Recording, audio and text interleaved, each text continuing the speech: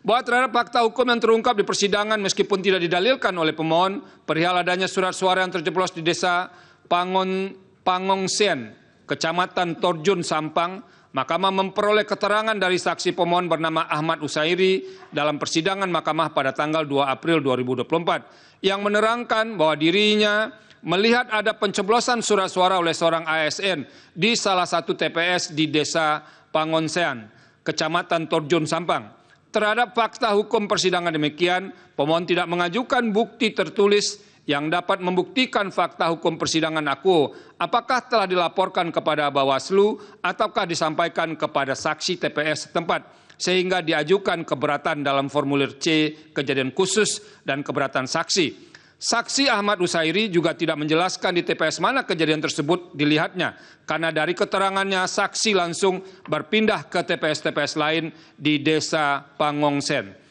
Mahkamah kemudian memeriksa bukti termohon berupa catatan kronologis distribusi formulir model C pemberitahuan TPS 4, TPS 5, TPS 7, dan TPS 8 desa Pangongsen, Kecamatan Torjun, Kabupaten Sampang yang ditandatangani Ketua PPS Andi Rahmat Afriwasis yang membantah isu adanya oknum ASN yang mengarahkan pemilih untuk mencoblos pasangan calon tertentu di TPS 8.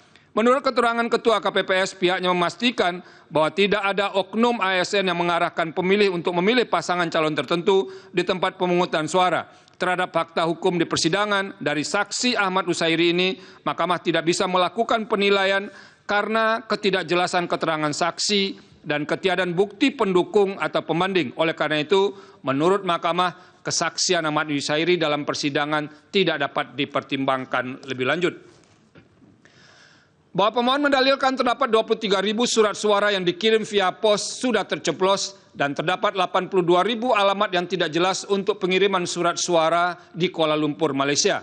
Pemohon mengajukan bukti P108. Termohon menyampaikan keterangan yang pada pokoknya telah dilakukan pemungutan suara ulang untuk semua jenis metode pemilihan dan seterusnya dianggap diucapkan. Termohon mengajukan bukti T23 sampai dengan bukti T27. Pihak terkait memberikan keterangan yang pada pokoknya membantah dalil pemohon aku dan seterusnya anggap diucapkan. Bawaslu menyampaikan keterangan bahwa Panwaslu Luar Negeri di Kuala Lumpur mendapatkan informasi dari atase kepolisian KBRI Kuala Lumpur dan seterusnya dianggap diucapkan. Bahwa Bawaslu mengajukan bukti PK171 sampai dengan PK174, bukti PK176 sampai dengan PK181. Bahwa setelah Mahkamah memeriksa dengan sesama dalil pemohon, jawaban termohon, keterangan pihak terkait, bukti-bukti surat atau tulisan lainnya yang diajukan pemohon, termohon dan Bawaslu, keterangan Bawaslu, serta bukti-bukti yang diajukan dan fakta-fakta yang terungkap dalam persidangan, Mahkamah mempertimbangkan sebagai berikut. Bahwa terhadap dalil pemohon mengenai surat suara yang sudah tercoblos yang dikirim via pos di Kuala Lumpur, setelah Mahkamah memeriksa secara saksama alat bukti P108 yang disampaikan pemohon, ternyata hanya berupa artikel media online yang memberitahu bahwa Bawaslu mengungkap adanya 23.000 surat suara via pos tercoblos di Kuala Lumpur. Terhadap bukti demikian, sulit bagi Mahkamah untuk menilai persoalan yang didalilkan oleh pemohon aku.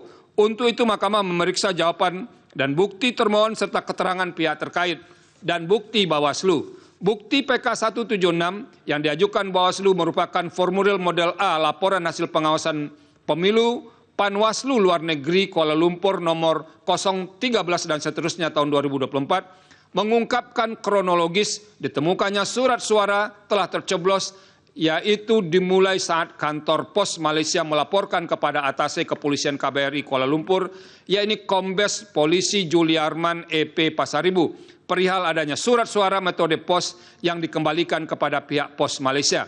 Kemudian atase kepolisian KBRI menghubungi Ketua Panwaslu Luar Negeri Kuala Lumpur dan menjelaskan bahwa surat suara dimaksud telah diperiksa oleh kepolisian KBRI Kuala Lumpur dengan temuan bahwa benar surat suara dimaksud adalah surat suara telah tercoblos dalam kantong yang hal demikian tidak sesuai dengan prosedur dan dilakukan oleh seseorang yang tidak diketahui identitasnya.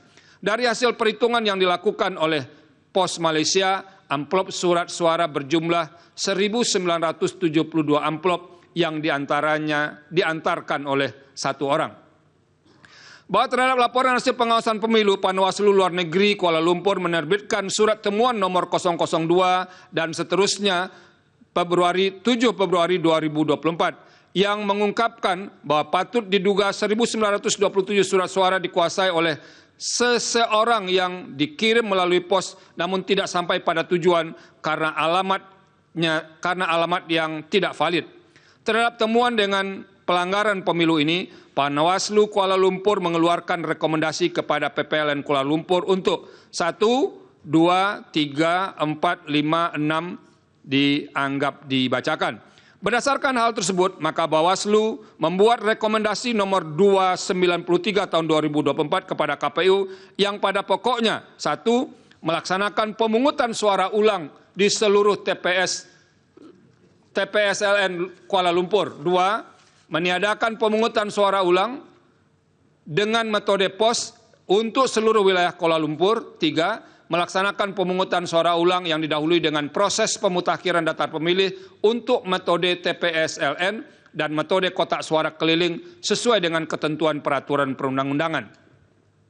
Bahwa terhadap rekomendasi Bawaslu tersebut, selanjutnya KPU mengeluarkan keputusan nomor 280 tahun 2024 tentang tahapan dan jadwal pemungutan suara ulang pada perwakilan Republik Indonesia di Kuala Lumpur untuk pemilihan umum tahun 2024 yang pada pokoknya PSU akan diselenggarakan di Kuala Lumpur pada tanggal 9 sampai dengan 10 Maret 2024 yang kemudian diubah dengan keputusan KPU nomor 299 tahun 2004 tentang perubahan atas keputusan KPU nomor 280 dan seterusnya yang pada pokoknya PSU akan dilaksanakan pada tanggal 10 Maret 2024. Bahwa terhadap bukti-bukti yang diajukan oleh pemohon dalam berkas permohonan, menurut Mahkamah, persoalan yang didalilkan pemohon mengenai surat suara yang tercoblos di Kuala Lumpur telah diselesaikan oleh Bawaslu dan KPU dengan adanya PSU yang didahului dengan proses pemutakhiran data pemilih sesuai dengan ketentuan peraturan perundang-undangan.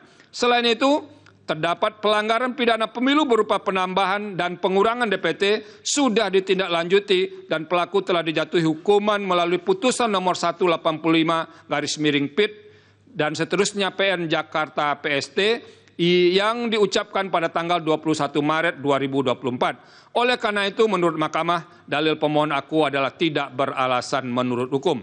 Jelajahi cara baru mendapatkan informasi. Download Metro TV Extend sekarang.